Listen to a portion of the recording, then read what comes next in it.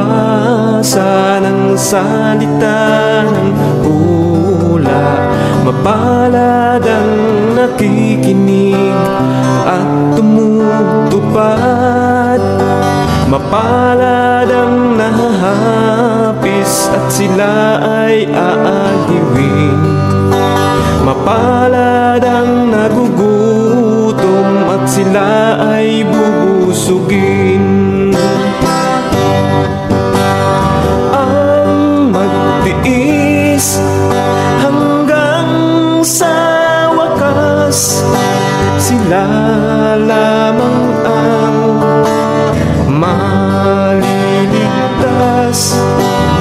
Ang magtiis hanggang sa wakas, sila lamang ang siyang maliligtas.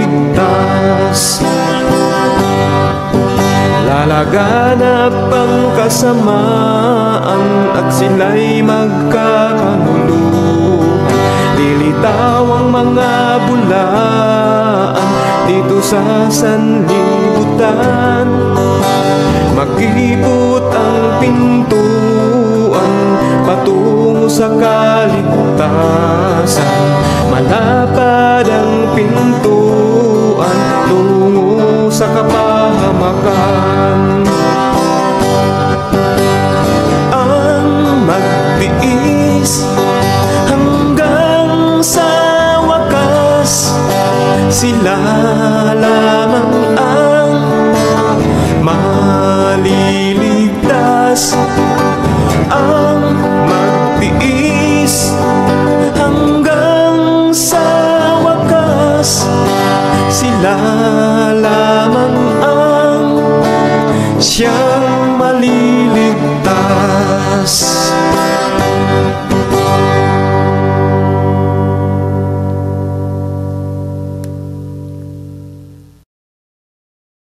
O, tuloy pa natin. Laging out of context, no, si Camacho sa pananayon. Kaya disappointed, actually sa totoo lang, disappointed ako sa, akala ko magaling si Camacho when it comes sa exegesis, sa exegetical understanding, but I was surprised during that time na hindi pala, no, nagkamali ako ng akala, Papa Idong, no, sa panahon. Napansin ninyo kung papaano nila binaliktad yung bagay na ating ipinagpapatotoo.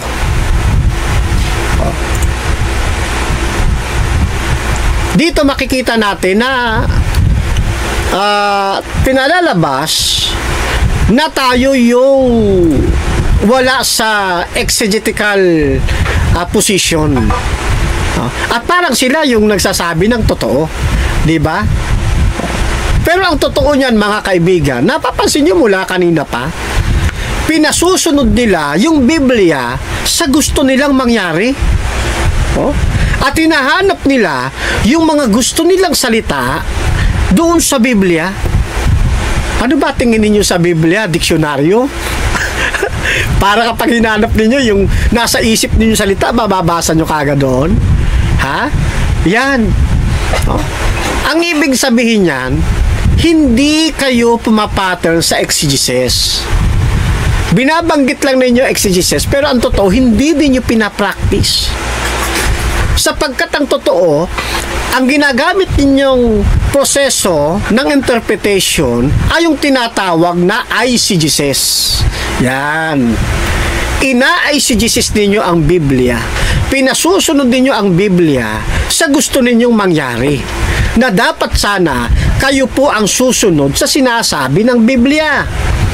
Katulad ng ginawa ni Soc Fernandez doon sa particular na talata ng 4:16.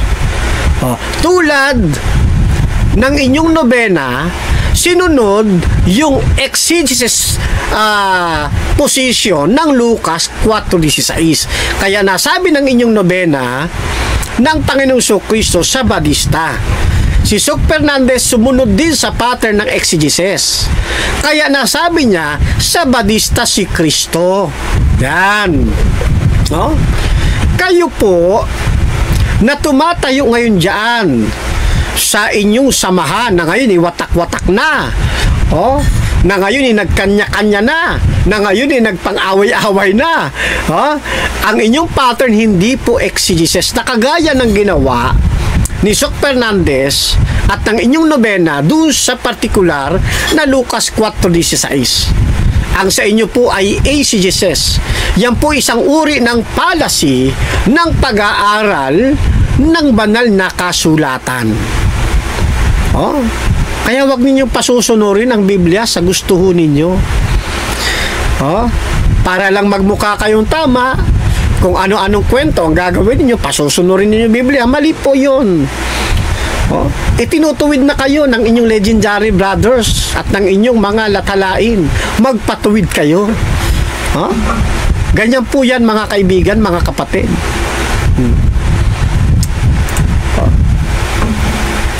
Ngayon,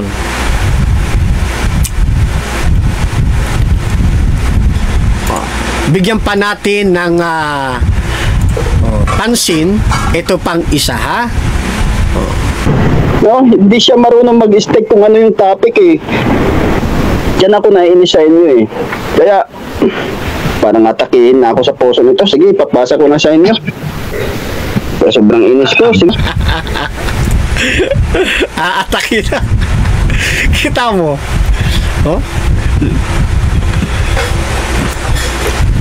Na-high blood sila. Di ba? Mahirap kasi baluktutin ng katotohanan, ma-high blood ka talaga. Wala na kayong magagawa. Hindi na ninyo mababago ang nangyari. Ang nangyari ay nangyari na. Nagkaroon na ng debate sa pagitan natin. Hindi ninyo napatunayan na lingwista ang Panginoong Jesucristo.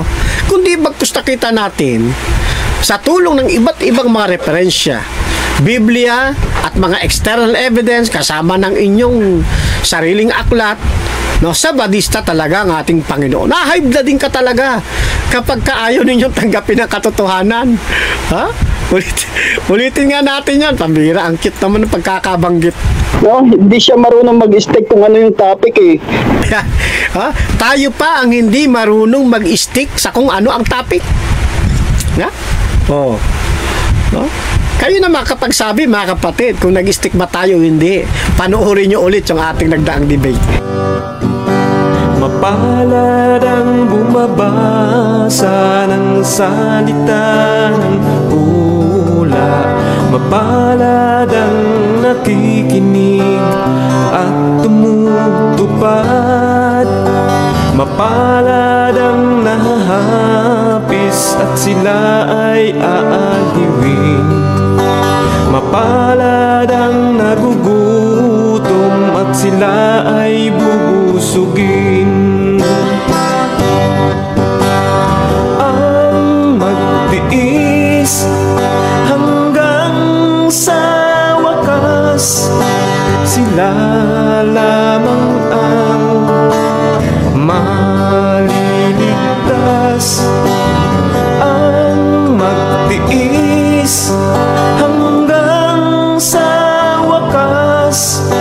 sila lamang ang siyang maliligtas.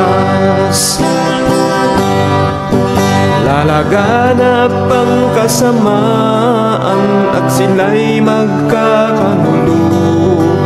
Lilitaw ang mga bulaan dito sa sanlibutan.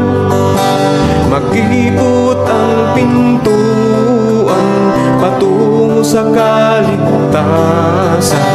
Malapad ang pintuan tungo sa kapahamakan.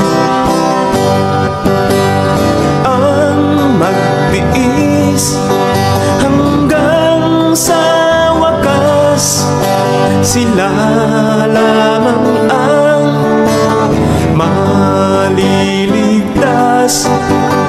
Ang magtiis hanggang sa wakas, sila lamang ang siya